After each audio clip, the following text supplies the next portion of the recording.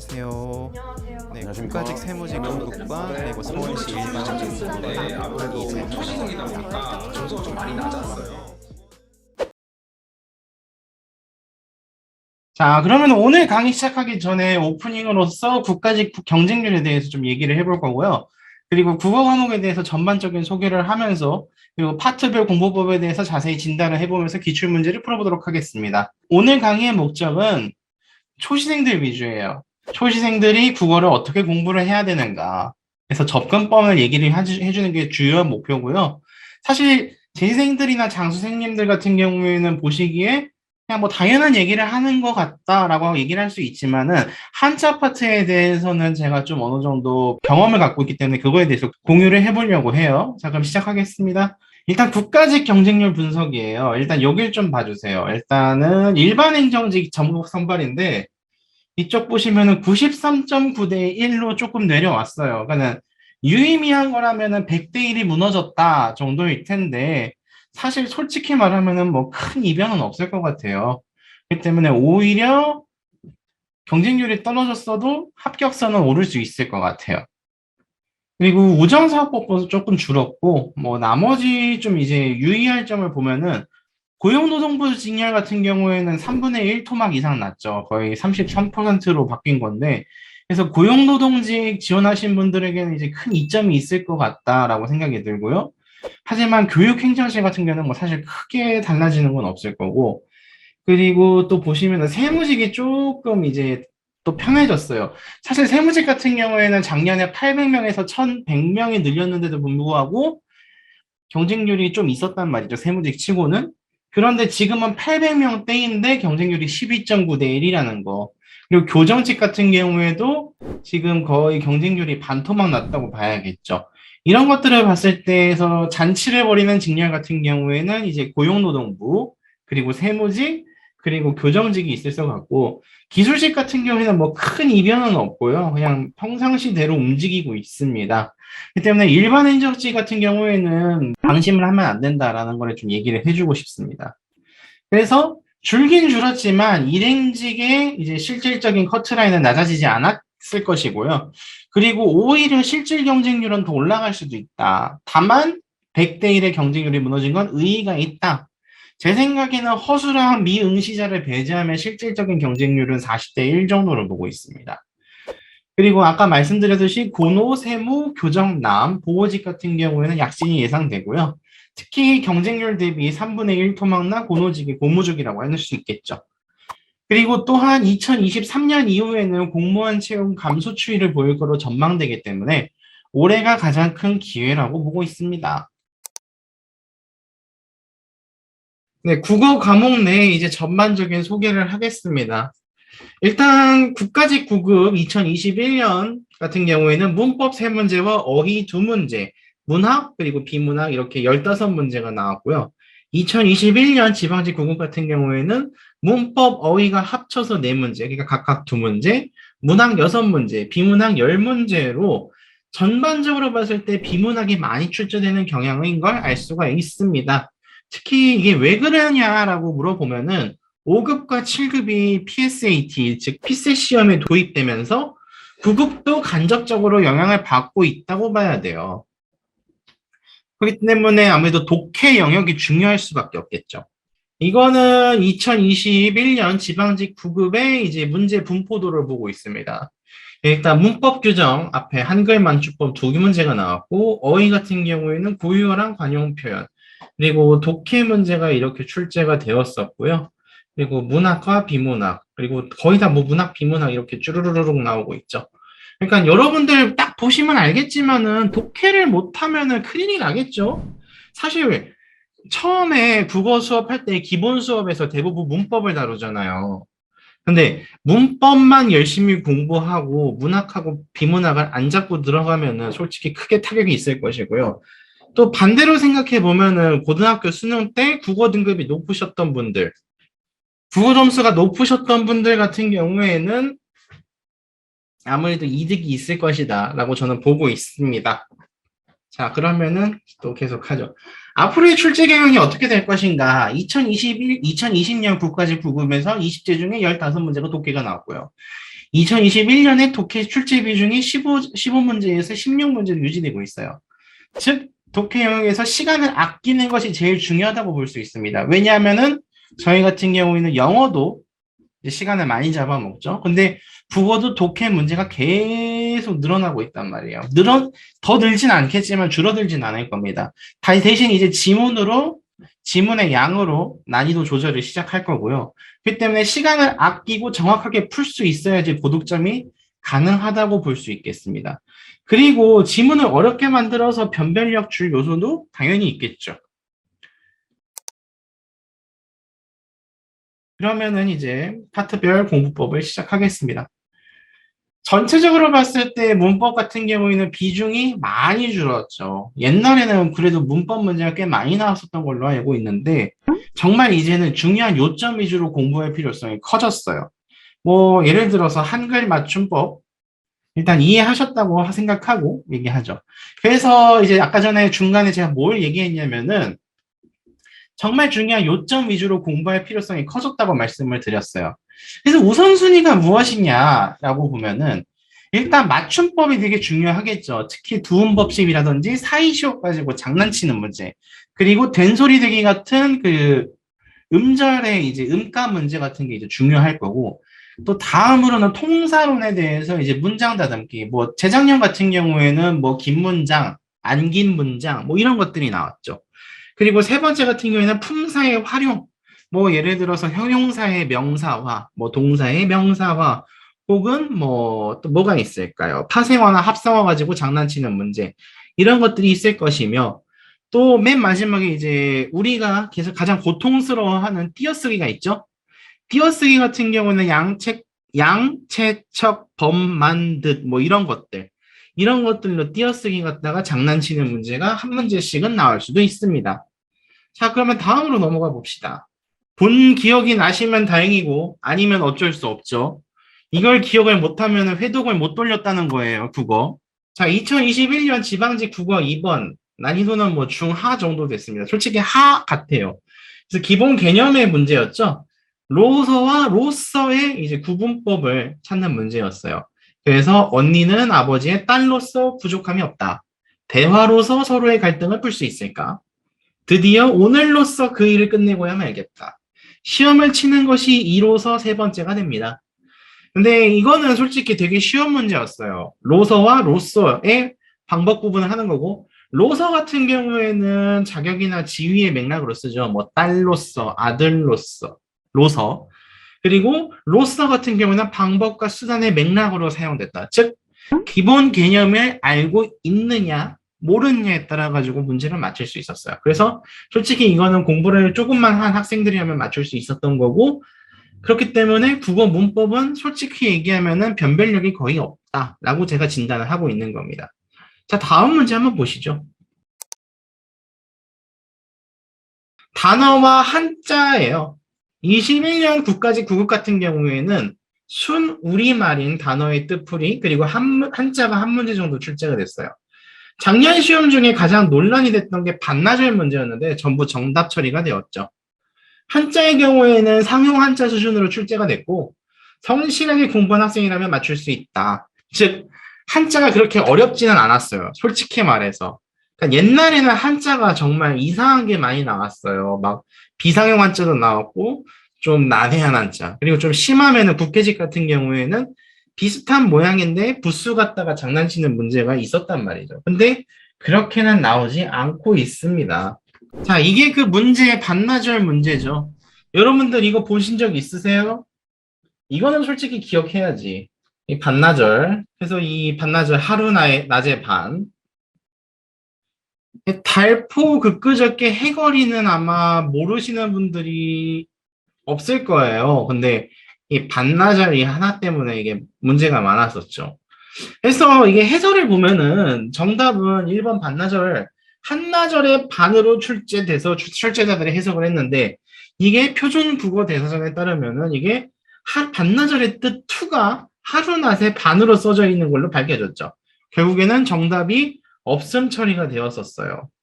그래서 출제자들의 사전조사가 미숙했다라고 얘기하는데, 사실 이 문제는 조금 뭐라고 해야 될까요? 그러니까는 사실 반나절의 뜻이라는 게 원래 그 하루낮의 반도 있고 그리고 한나절의 반도 있다고 봐야 되고 사실 근데 여러분도 아시지만 출제자들이 정답을 잘 안 바꿔주려고 한단 말이에요. 그렇기 때문에 이거 같은 경우에는 뜻이 확실하잖아요. 요거는 이제 확실한 건데 근데 이 친구 같은 경우는 조금 애매하단 말이에요. 이 세모. 그러니까는 1번 고르시면 안 되고, 1번을 고르시고 2, 3, 4를 찍으시면 안 된다. 왜냐하면은 이거 반나절 때문에 거의 한 달 동안 그 뭐지? 논쟁이 있었고 싸움이 있었단 말이에요. 그리고 그 반나절로 합격을 하시는 분들도 있었고 그걸 맞춰서 합격을 못 하시는 분들도 계셨을 거예요. 일단 확실한 거 찍고서 기다리시는 게 차라리 속이 편하겠죠. 이런 거 1번 같은 거 반나절로 이제 한 달 동안 씨름하시면은 되게 면접 준비할 때도 지장이 있거든요. 그렇기 때문에 확실하게 맞는 것 같다라고 하는 거 일단 찍으시고 나머지는 상대로 봅시다. 자, 다음 넘어갑시다. 자, 한자 문제예요. 한자 문제는 참 어려운 게 뭐냐면은 조합을 하는 거에 따라 가지고 문제가 천차만별로 바뀔 수가 있어요. 일단은 이제 2020년 국어 9급 한번 봅시다. 국가 9급 봅시다. 자, 밑줄 친 말과 거리가 먼 한자어. 넌 얼마나 오지랖이 넓기에 남의 일을 그렇게 미주알고주알 캐는 거냐. 사실 이거를 저는 이제 다 써놨죠. 도금까지. 근데 시험에서는 이거 없죠? 전혀 없어요. 없다고 보고 갈게요. 그러면은 여기 보면은 참견, 간섭, 간여 있는데 이 같은 경우는 간자가 붙어 있고 그리고 여기는 또 이제 만날 견자 혹은 나타날 현자의 그 만날 현자라고도 하죠. 그 때문에 여러분들은 아마 이 아련에 대해서 잘 모르시는 분들이 되게 많았을 거예요.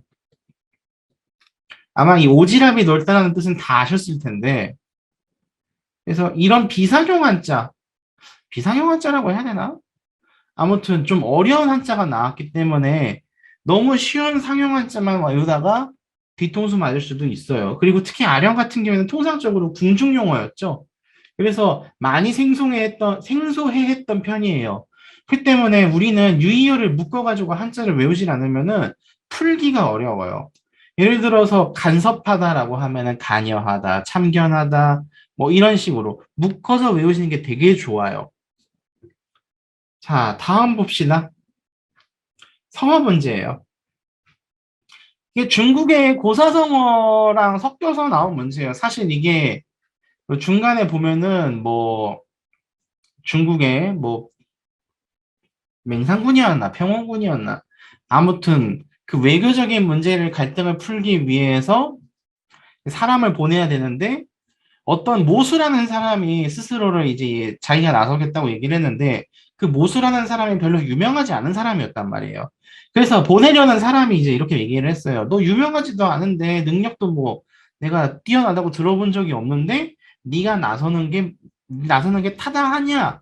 라고 얘기하니까는 그 모수라는 사람의 답변입니다. 나리께서 이제까지 저를 단 한 번도 주머니 속에 넣어주시지 않았기 때문입니다. 여기 보시면 주머니가 나왔죠, 주머니. 그리고 하지만 이번에 주머니 속에 넣어주신다면 끝뿐만이 아니라 자루까지 드러날 것입니다. 라고 돼 있단 말이에요. 사실 이게 또 다른 고사성어 이제 성어가 있는데 이거는 이제 모수자천이라고 그래서 모수라는 사람이 스스로 자자죠. 이게 그리고 천거하다. 그래서 모수가 스스로를 천거하다라는 성어가 있어요. 근데 여기서 이제 그거 정답은 아니고 이와 관련된 사자성어로 가장 적절한 것이었는데 이제 선택지가 보면은 5월 동주가 있고 낭중지추가 있고 마이동풍 그리고 금목자흑이 있단 말이에요. 자, 그러면은 이제 5월 동주 같은 경우에는 이제 겉뜻이 뭐냐면 오나라 사람과 월나라 사람이 같은 배에 탔다인데 그렇게 하면 문제를 풀 수 없겠죠. 즉 사이가 엄청 안 좋은 사람이 배에 같이 탔는데 그 배에서 이제 배에 구멍이 뚫렸나 아니면 재난을 맞으겠나. 그래서 둘 다 죽을 위기가 처하니까는 협동을 했단 말이에요. 그래서 어찌 살아났다. 본 뜻은 적과의 동침과 임시동맹적 성격을 얘기하는 거죠. 그리고 낭중지축 같은 경우에는 주머니 랑자예요, 이게. 그 다음에 이제 가운데 중, 그 다음에 이게 송곳 추자거든요. 그래서 주머니 가운데의 송곳이란 뜻인데, 이러면 또 해석이 안 되죠. 어쩌라는 거냐? 본 뜻은 뭐냐? 이게 주머니에 있다고 했죠. 그러니까 주머니 속에 숨어 있는 거고, 송곳은 뛰어난 인재라는 거예요. 그래서 뛰어난 사람은 주머니에 숨겨놔도 언젠가는 송곳의 그 뾰족함 때문에 구멍 뚫고 나온다. 언젠가는 드러난다라는 뜻이었죠. 자, 또 보면은 마이동풍. 이제 말 맞자에다가 귀 이자 그리고 동력동 바람풍자죠. 그래서 말 귀에 동력바람이 분다. 이게 뭔 뜻이냐? 그래서 말이 그냥 지나가듯이 바람이 부는 거예요. 그러니까 잘 안 듣는다는 뜻이죠. 그래서 우리나라 말로는 뭐 이제 쇠기의 경일기라는 이제 좋은 속담이 있기 때문에 그래서 여기도 보시다시피 겉뜻과 속뜻을 모두 공부해야 되고 근목자 봅시다. 요거는 그나마 이제 유추가 쉽겠죠. 이제 가까울 근자에다가 이제 그 벼룩묵자 그리고 놈자자 그리고 거멀 흑자. 그래서 묵을 가까이 하는 자는 검어진다. 즉 나쁜 놈과 친하게 지내면 나도 나쁜 놈이 될 수 있다. 즉 나쁜 사람을 멀리하라는 뜻이잖아요. 이런 식으로 성어에 대해서 도금과 겉뜻과 속뜻을 완벽하게 이해하면서 문제를 풀어야 돼요. 여러분들이 어떻게 성어를 공부하시는지는 잘 모르겠지만은 많은 분들이 도금법만 공부를 하시거나 속뜻을 공부하시는 분들이 많은데 사실 겉뜻도 문제를 내려면 충분히 낼 수가 있거든요. 그렇기 때문에 이 세 가지를 정확히 다 판단하셔가지고 문제를 풀 수 있어야 돼요. 그리고 제일 좋은 건 뭐냐면은 이 고사 같은 경우에는 이야기잖아요. 아까 얘기해 드렸듯이 오나라 사람과 월나라 사람이 같은 배에 탔는데 재난을 만났다. 뭐 태풍을 만났다. 그래서 협동했다. 뭐 이런 식으로 같이 엮어서 배우시면은 그래도 기억력이 오래 남을 것으로 예상이 돼요. 뭐 모든 걸 다 그렇게 하실 필요는 없겠지만은 그래서 잘 안 외워지는 몇 가지 놈들은 이런 식으로 외우시면은 금방 까먹지는 않으실 것 같습니다. 근데 한자는 솔직히 말하면은 노가다성이 너무 강하죠. 그래서 세트로 외우는 게 제일 좋아요. 간섭하다, 간여하다, 뭐 이런 식으로. 자, 한자 암기 팁을 제가 일단 간단하게 드리면은 고난이도 문제나 국회직, 그러니까 요 놈들 같은 경우는 같은 발음의 다른 한자어로 장난치는 문제가 아주 많이 나옵니다. 그래서 대강의 형태만 외우는 거는 조금 위험할 수 있어요. 간단하게 예를 들어 볼게요. 이제 검사 얘기를 해볼게요. 검사. 이제 검사는 뭐 다 아실 거고 판검사 얘기하는 거죠. 그래서 이 검자, 이거는 이제 이 검자죠. 나무 목자가 들어간. 아우 진짜 쓰기 힘들다 이거. 근데 이게 검자가 또 사람 인자를 쓰면은 이 검자도 있어요. 그리고 여기다 보시다시피 이 칼도자 들어가면은 이거는 이제 검검자가 되죠. 이게 칼도가 이게 사실 이꼬르 이거거든요. 그리고 여기 보면은 이제 검사하다의 이 사자 같은 경우에는 아니 검사하다의 찰자죠. 이거는 살필 찰자죠. 이건 조사하다라는 뜻이고 그래서 같은 발음인데도 다른 한자들이 되게 많죠. 그리고 여기 보시다 보시피 붓으로 사람을 헷갈리게 하는 유형의 문제도 충분히 나올 수 있어요.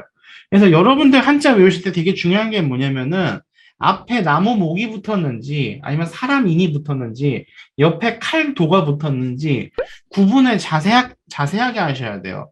왜냐하면 여기서 이제 모양 가지고 장난을 치면은 난이도가 급등하게 되죠. 이 선택지 하나만 그러면 상관이 없는데 선택지 4개가 전부 다 그렇게 나오면은 이 한도 끝도 없이 어려워집니다. 그 때문에 그렇게 되면은 아마 애들은 많이 틀릴 거예요. 근데 여러분들 이런 식으로 공부를 했다 치면은 그것 맞출 수 있으니까는 적어도 남들보다 5점 더 벌고 시작하는 거죠. 물론 문법을 다 맞출 수 있다. 그러면 한자 넘겨도 가능할지도. 자, 그리고 사자성어는 아까 말씀드렸듯이 고사와 연계해서 외우면은 다소 쉬운 점이 있고요. 그리고 비슷한 뜻의 한자어, 아까 전에 이제 묶어서 나오는 거 있죠? 묶어서 같이 외우는 게 좋다. 제가 샘플을 드리면 생각하다, thinking. 그래서 보면은 고자, 고려. 이거는 이제 익을 숙자예요. 그래서 충분히 고려하다. 그래서 충분히 생각하다 해서 숙려. 여기도 이제 고려를 이제 반반 쪼갠 거죠. 이 친구는 여기로 온 거고, 이 친구는 여기로 왔네요. 그래서 이것도 충분히 고려하다. 이거는 또 생각할 사자잖아요. 그래서 이건 사하고. 그리고 우리가 사람들이 생각이 깊다고 할 때 사려 깊다라고 얘기하죠. 그리고 이거 갖다 붙여가지고 이런 식으로 이거는 사려 깊다. 생각이 깊다. 그러니까는 한자어도 대표적인 이제 조합어기 때문에 이렇게 같은 한자인데 같은 뜻의 한자인데 이제 조합을 할 때마다 이제 단어의 이제 뜻이나 아니면은 표기법이 달라지죠. 이런 식으로 뜯어 붙여서 외우시면은 조금 더 쉽게 외우실 수 있을 거예요. 이게 이해가 되시려나 모르겠네. 사실 이거를 자유조제를 하기에는 쉽지는 않은데 그래도 언어적 감각이 있으신 분들이라면은 조합해서 외우시는데 그렇게 크게 힘들진 않으실 것 같습니다. 자, 그러면 파트별 공부법 문학입니다. 이거 수능하고 비교를 해야지 체감에 바로 오겠죠. 공무원 국어의 가장 큰 특징은 생소한 지문. 안 나와요. 완전히 안 나온다고 할 수는 없겠죠. 근데 잘은 안 나온다. 매우 적다. 그리고 심지어는 그게 생소한 지문이라고 해도 난이도는 되게 평이하게 출제돼요. 그러니까 국어 옛날에 수능 같은 경우에는 지문이 3개씩 튀어나오잖아요.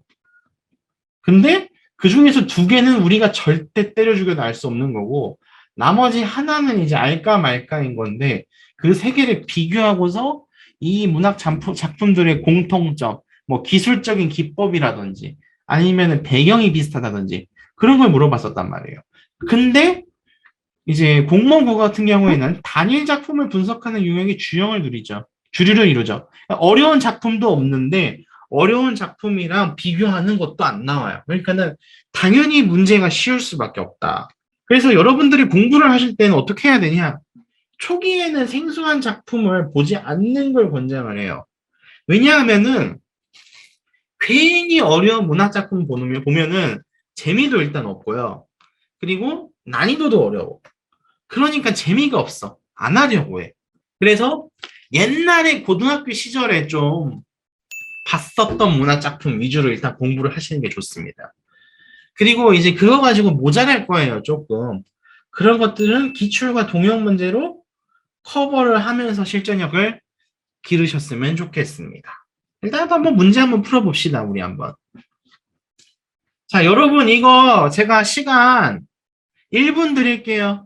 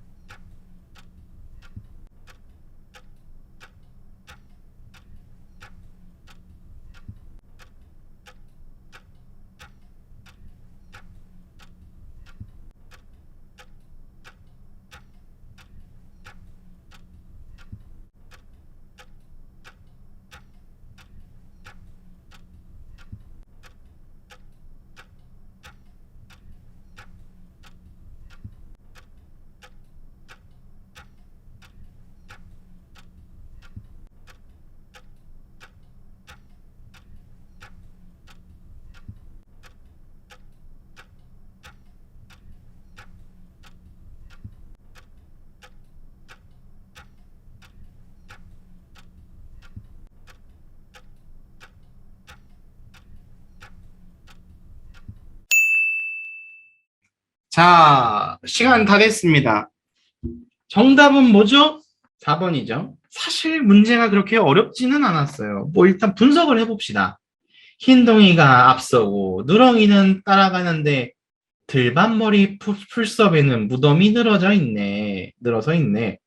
늙은이가 제사를 끝내고 밭사이 길로 들어서자 해 저물어 취해 돌아오는 길을 아이가 부축하네. 자, 이런 작품이었고 이달이 살았던 시기를 고려해 보면은 시인은 임진왜란을 겪었을 것이다. 어떻게 할 수 있느냐? 요 연도를 보면 알죠. 우리는 이제 한국사를 배웠으니까 그래서 이 시 같은 경우에는 해질 무렵 두 사람이 이제 아이랑 늙은이 제사를 지내고 여기 제사가 나와 있네. 그리고 집으로 돌아온다. 뭐 돌아오는 길 돼 있고 해질 무렵은 어디 있냐? 이게 해저물어 여기 있구나. 노래하고 있다. 뭐 됐고 이 시에는 무덤이 들밤머리에 늘어서 있다는 것은 전란을 겪은 마을 뭐 임진왜란 나왔고 갑작스러운 죽음을 맞이했다. 뭐 무덤이 있으니까 사람들이 죽었겠지. 그러면 무덤이 늘어서 있다 나왔고 자 그래서 여기까지는 뭐 전혀 문제가 없죠. 여기 등장하는 늙은이와 아이는 할아버지와 손자의 관계로 파악할 수 있을 것이다. 아마도 이들은 아이의 부모이자 할아버지의 자식에 해당하는 이의 무덤에 다녀오는 길일 것이다. 할아버지가 취한 까닭도 죽은 이에 대한 안타까움과 속상함 때문일 것이다. 아마도 그렇겠죠? 제사를 했다고 했잖아요. 제사를 하면은 이제 술을 이제 고인께 향배를 하고 그 본인도 그 노인도 마실 거니까 충분히 이게 예상이 가능해요. 근데 여기가 문제가 생겼죠. 자, 전반부에는 그림을 그리듯이 장면을 묘사하고 후반부에는 정서를 표출하는 선경 후정의 형식을 취하고 있다. 이게 일반적인 이제 한시 같은 경우에는 그런데 여기 보면은 선경 여기 또 보면은 부축하네 후경이죠. 여긴 또 선경 후경이에요. 선경 후정의 얘기는 이제 대표적으로 날씨가 좋고, 술도 맛있고, 그리고 자연도 아주 좋고, 그래서, 이런 것들이 전부 다 군주의 은혜이시다. 이게 대표적으로 역군인이셨다. 이런 문학작품이 되게 많잖아요. 여러분들 많이 보셨을 거예요. 그래서 그런 것들은 선경 후정이 맞는데, 얘네들 같은 경우에는 덤덤하게 이제 이런 상황을 그림을 그리듯이 얘기를 하고 있잖아요. 그래서 4번이 아주 무난하게 맞출 수 있던 문학작품이죠. 그래서 여러분들이 이 문제를 공부하실 때에는 선경, 후경을 봤잖아요. 그러면은 선경, 후정의 작품을 하나 봐야지. 그러고서 비교를 하면은 좀 더 공부를 하실 수 있겠죠? 뭐 예를 들어서 뭐 감구는이라든지 뭐 그런 문학작품들 비교해서 보면은 느낌이 팍 온단 말이에요. 나는 기출 비교할 때도 그 기법을 쓰셔도 되고 만약에 문학 초심자다 나 국어 아직 초짜다 이러면은 비슷한 문제를 갖다 놓고 대조를 하는 방식으로 풀어보는 게 가장 이상적이라고 판단이 됩니다. 뭐 이거는 일단 제가 심한 가져왔는데 제가 왜 소설이나 뭐 수필 같은 경우에는 가져오지 못한 게 뭐하면 너무 길어요. 그래서 이 PPT 한 장에 들어가질 않더라고요. 그래서 좀 그게 제한이 있었습니다. 그래서 파트별 공부법 비문학 이쪽으로 넘어갈게요. 이제 마지막 파트예요. 대략 50%의 지분을 가지고 있죠. 그래서 이 비문학이 해결이 안 되면 절대 국어 때문에 합격을 할 수가 없어요. 그러면은 비문학을 어떻게 공부를 해야 되느냐? 맥락을 이해하거든요. 그러니까는 이게 난독증이 있으신 분들이 가장 큰 문제점이 뭐냐면은 단어별로 분석을 한단 말이에요. 얘가 경제를 얘기했어. 근데 디플레이션이 나왔어. 근데 갑자기 뒤에서 인플레이션이 나와. 근데 인플레이션하고 디플레이션은 반대 뜻이잖아. 뭐지? 이해가 안 되네. 그러면서 계속 물음표를 친단 말이에요. 근데 이게 전체적으로 흐름적으로 봤을 때는 아마 제시문이 그렇게 안 나왔겠죠. 경제를 얘기해주고 디플레이션이 어떤 이유 때문에 발생했는지를 얘기한 다음에 반면에 인플레이션은 이런 이유 때문에 발생을 했다. 그렇기 때문에 물가는 중요하다. 이런 식으로 지문이 나왔을 텐데 그 흐름을 다 그냥 다 끊어가지고 본단 말이에요. 그러니까는 글을 통합해서 봐야 되는데 엄청 분절돼서 공부를 하니까는 아니 뭐 문제를 맞출 수가 있냐. 그리고 평소에는 서론하고 본론하고 결론에 대해서 이제 문단별로 다 서론, 본론, 결론이 쪼개져 있을 거란 말이에요. 요지를 정리해서 써보는 연습을 하는 게 매우 중요합니다. 그리고 많은 분들이 착각하시는 게 뭐냐면 배경 지식이 없다고 해서 문제를 못 푸냐? 그건 또 아니거든요. 그렇게 따지면 내가 과학 지문을 다 틀렸어야 됐지. 저는 퓨어한 문과생이거든요. 그렇기 때문에 반드시 절대적인 건 아닌 거예요. 그리고 가장 좋은 훈련법은 역시 많은 기출 문제를 풀어보는 것이 중요하겠죠. 자, 그러면은 비문학 한번 풀어봅시다. 이것도 1분 드릴게요. 단문이거든요. 자, 시작.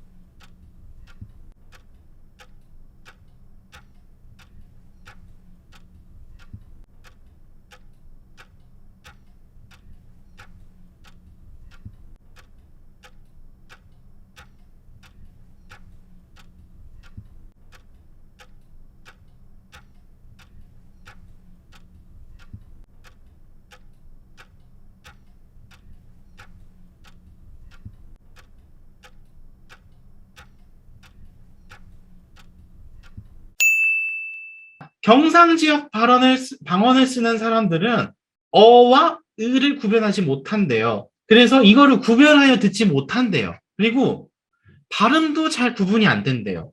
그리고 이제 시읒과 쌍시옷이 구별하지 못하는 경우가 많다. 그래서 쌀밥을 많이 먹어야 되는데 쌀밥을 많이 먹어서 쌀이 많이 쪘다. 라고 말하든 쌀밥을 많이 먹어서 살이 많이 쪘다. 라고 말하든 쉽게 그 차이를 구분하지 못한다고 합니다. 반면에 평안도와 전라도, 경상도의 일부에서는 오와 어를 제대로 구분하지 못하는 경우가 있고요. 그리고 이제 평안도 사람들은 지읒과 디귿의 발음이 매우 비슷하다. 그래서 이처럼 이제 빈칸 쳐져 있죠? 그래서 지역마다 다양한 소리가 있다. 이거는 방언 얘기하는 거겠죠.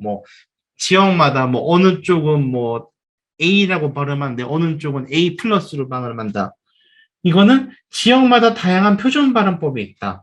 말도 안 되는 소리죠. 그리고 우리말에는 지역에 따라서 구분되지 않는 소리가 있다. 구별되지 않는 소리. 여기 보시다시피 디귿이나 지읒 혹은 이제 어와 으 이런 식으로. 그리고 자음보다 모음을 변별하지 못하는 지역이 더 많다. 이건 함부로 예단할 수 없겠죠. 그래서 3번이 이제 이게 결론이 무엇이냐라고 묻는 아주 쉬운 문제였습니다. 자, 이 16번 문제는 이제 접속사와 연계돼서 풀어보는 문제였어요. 이것도 이제 시간을 1분 드려볼 테니까 한번 풀어보십시오.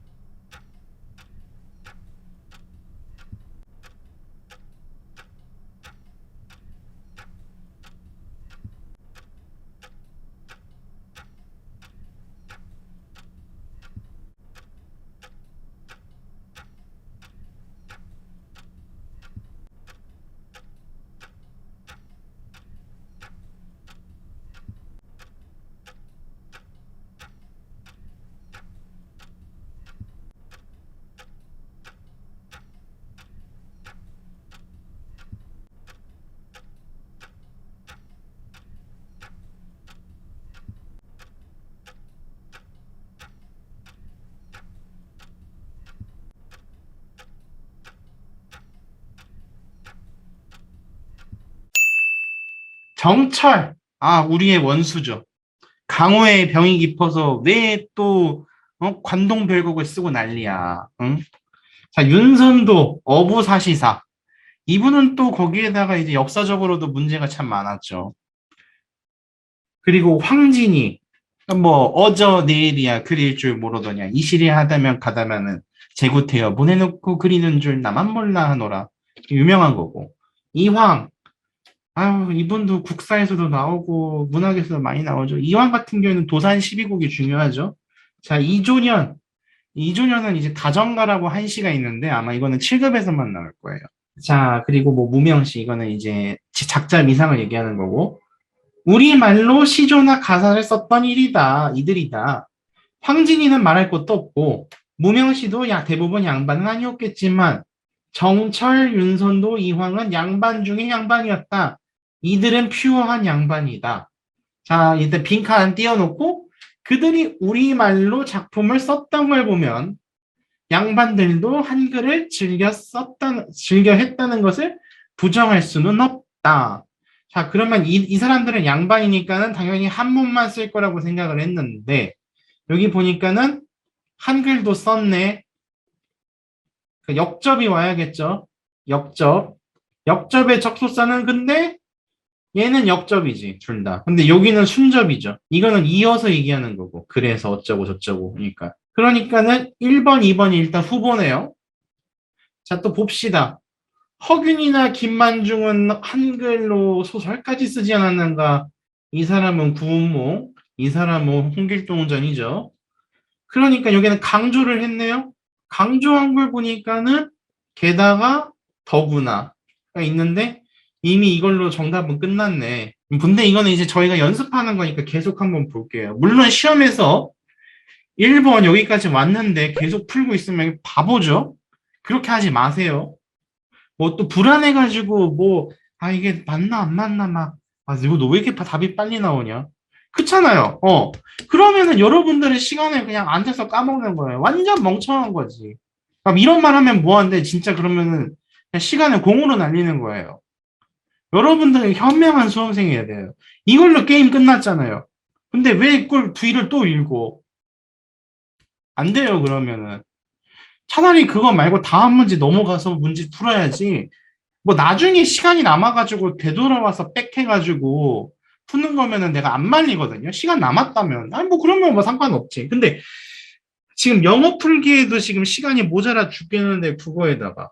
당연하죠. 다른 영역에서도 그렇게 해야 돼요. 정답이 확실하게 나왔으면은. 특히 박스형 문제 같은 경우에는 더더욱 그렇고. 제가 사실 행정법하고 행정학 강의를 할 때도 얘기를 할 건데, 박스형 문제 같은 경우는 정답이 확실하게 나왔으면은 그걸로 끝낸 게 좋아요. 진짜 확신이 생길 때는 넘겨도 된다. 그럼 그렇게 타협합시다. 쓰지 않았던가, 이들이 특별한 취향을 가진 소수의 양반이었다면 이야기는 달라진다. 여기는 이제 허군이나 김만중은 한글로 소설을 쓰지 않았던가. 근데 갑자기 말이 달라져. 특별한 취향을 가진 소수의 양반이었을 수도 있다. 그러면 얘기가 달라지겠지. 그러니까 여긴 또 다시 역접이 와야죠. 뭐 아니면은 양보가 와야 되던가. 영어로 얘기하면은. 영어식으로 표현하면 양보죠. 그래서 봤더니만은 양보를 쓰는 게 그렇지만 정도가 아름답네. 그래서 안 될 것 같고. 하지만 얘는 될 수도 있겠다. 따라서는 힘들겠죠? 그래서 일단은 여기 나왔고. 그리고 라 봅시다. 일단 계속 읽어보죠. 우리말로 된 문학작품을 만들겠다는 생각을 가진 특별한 양반들을 제외하고 대다수 양반들은 한문을 썼기 때문에 한글을 모를 수도 있기 때문이다. 실학자 박지원이 당시 양반 사회를 풍자한 작품 호질은 한문으로 쓰여 있다. 자, 그러면은 일단은 한문 소설도 있었다. 그리고 많은 양반들이 한문을 썼다까지는 이제 이해가 돼요. 자, 다음 봅시다. 이제 빈칸 채웠고, 한 가지 분명한 것은 양반 대부분이 한글을 이해하지 못하는 상황이었다면 정철도, 이황도, 윤선도도 한글로 작품을 쓰지 않았을 것이다. 이건 그러면 이제 역접이 또 오겠네. 역접은 그러나, 하지만 이니까.